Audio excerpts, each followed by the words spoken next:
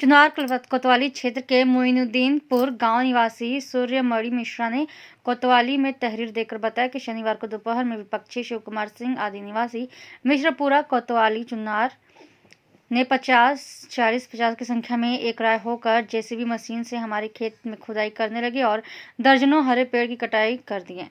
पीड़ित पुलिस को तहरीर देखकर विपक्षियों के खिलाफ कार्रवाई करते हुए अपने जान माल की रक्षा का गुहार लगाया। उक्त मामले में कोतवाली चुनार नरेंद्र कुमार सिंह ने बताया कि उक्त विवादित जमीन पर कुछ लोगों द्वारा कब्जा करने की सूचना पर पुलिस भेजकर कब्जा रुकवाया गया तथा विपक्षी के खिलाफ 151 की कार्रवाई की गई।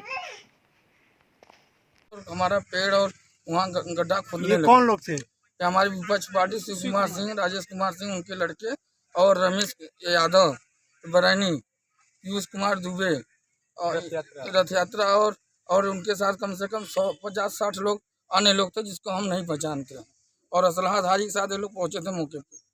विवाद क्या है? विवाद जमीन का विवाद है सर, जो हाई कोर्ट तक इस समय स्टे बहाल है हम लोगों का। इसके बावजूद भी ये लोग एक तरीके से हम लोगों के साथ घटना स्थल पर प्रयोग कर रहे हैं। जमीन कितना? जमीन है 5 बीघा 14 धूर। पहले जमीन किसके नाम से थी? पहले जमीन हीरामणि के नाम से थी। इसके बाद हम हीरामणि आपकी कौन है?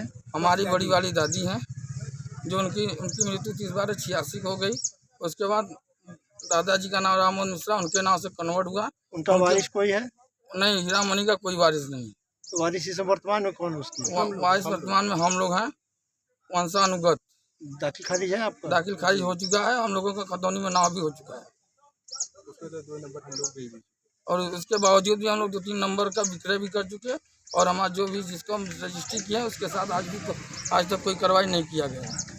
पुलिस इस पर क्या कर रही है? पुलिस इसमें कोई भी कार्रवाई नहीं कर रही है। बस यहाँ बनाने पर ये लोग 107-16, 151 में चलान कर देते हैं। उसके बावजूद भी आज मौके पर ऐसी स्थिति हुआ कि जिसको ऊपर चलान नहीं था उसी को उठा कर लाए, फिर 151 चलान कर दिए बस और सारी चीज़ छोड़ दी है। तेरा एक निवेदन है। हेलो, आप बताइए। सूर्यमणि मिश्रा का अधिवक्ता हूँ।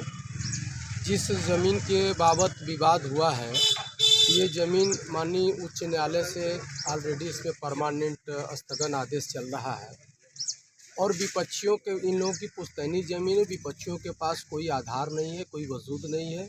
इनके दादी के एक्सपायर होने के 2 साल बाद इन लोगों ने एक फर्जियत बैनामा करा करके उसी में आकर के विवाद कर रहे हैं और 2 दिन पहले 151 में दोनों पार्टियों का चालान किया गया था और बाकी बचे हुए दोनों परिवारों के लोगों का 107-16 में जो है पाबंद किया गया था।